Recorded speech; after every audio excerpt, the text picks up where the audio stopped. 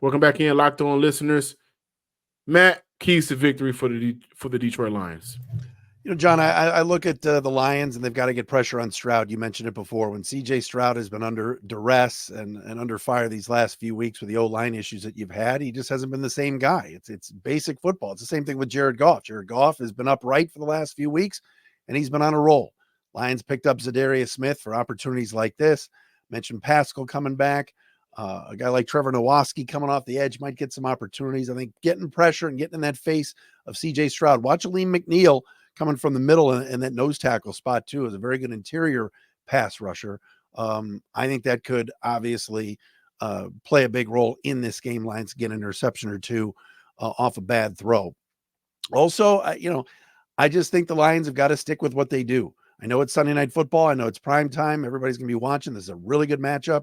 Last thing you want Ben Johnson to do is to turn this offense too pass happy like they did earlier in the year in the Tampa Bay loss. Keep running the football. Keep pounding it with David Montgomery. Then second touch, you get Jahmyr Gibbs the football.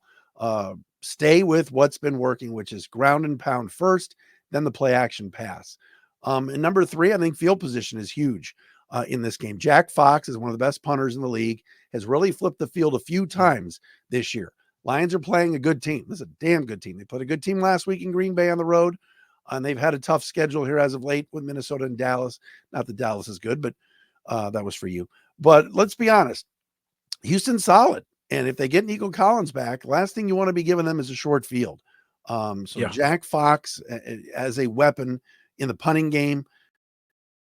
Jake Bates making his field goal so that he's kicking off rather than a miss from 47 and then a short field for the Texans. I think field position will be important in this one. How about you for the Texans?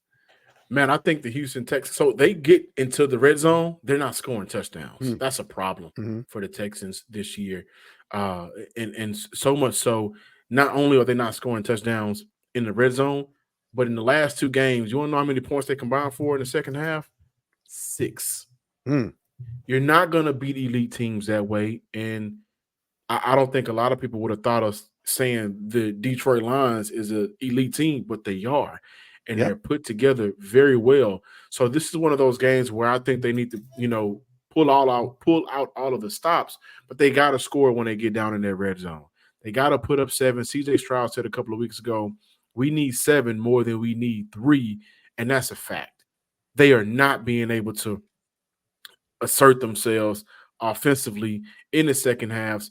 And when you play a team like the Detroit Lions, your defense is going to eventually get wore down when you have a David Montgomery, a Jahmyr Gibbs, who, by the way, is saving my fantasy team, so shout out to him, and a Jared Goff, who is in complete control of that offense right now. They know how to take away teams' strengths defensively, but they also know how to maximize their strengths. And so for Houston, it has to be a shootout in a sense. The defense has done a very good job this year giving this offense opportunities to score. I think the field position has been good for the Houston Texans for the most part, but they have way too many games where the defense is giving you 5 drives of stopping teams offensively, not scoring points, or only limiting them to 3 points, and then the offense goes out there and give them a dud. So that's unacceptable. The key to victory is just scoring points. This is one of the worst passing defenses in the NFL, by the way, so hopefully they can get Nico Collins back, but if not, you signed Dalton Schultz in the offseason to nearly $12 million, and he's been very lethargic this year to this point. You need more of him. You need more of Tank Dell, who got it going last week against the New York Jets, and I think they have a better secondary than Detroit. So hopefully he can continue that trend. And then overall, I think right now Detroit is, 3rd in the league in terms of turnover? Yeah. You can't turn it over. You cannot give that offense more opportunities to put up points, because if you do, they're going to do the Texas 2-step. Yeah. They stepped on Dallas, and they may step on Houston. But I think this is a game I have to be for real, and I think this is a Detroit Lion game, 31-21 type of game. Wow. I'm going to go 24-21, 27-24, something like that, Lions. I think it's going to be close. You mentioned the number from our friends at FanDuel is 3.5. Houston did not play well last week, as you talked about. I've had some extra time off. Might get Nico back. I still like the Lions. I have a hard time going against the Lions right now. They've won 6 in a row, and then on a crazy stretch, 4 out of 5 on the road, and they're about to, if they win this game, would go 5-0 during that stretch. That'd be pretty good. So I'll go 27-24. I think it's going to be a close game and a nice test for the Lions as they kind of wrap up this tough stretch. So one more question, Matt. A couple of seasons ago, we all laughed at Dan Campbell getting hired, and he said, "We're going to eat your kneecaps." But bite the kneecaps, yes. Bite the kneecaps, right? He said, "We're going to bite the kneecaps." That's done, man. No one's laughing anymore. Nobody's fantastic job.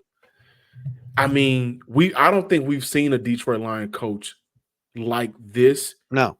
And like, what has he meant to that team? It's just culture. It's smarts. It's a really good staff that has stayed together. All these former players, Mark Brunell, the quarterback's coach, Hank Fraley, the O-line coach, Aaron Glenn, the D coordinator, Ben Johnson, all these, he lets them do their thing. And the players love him. He's making good decisions. He's grown as a coach. First year made some mistakes, second year too, but now in year 4, it's all working. It's a great environment, and he's done a great job.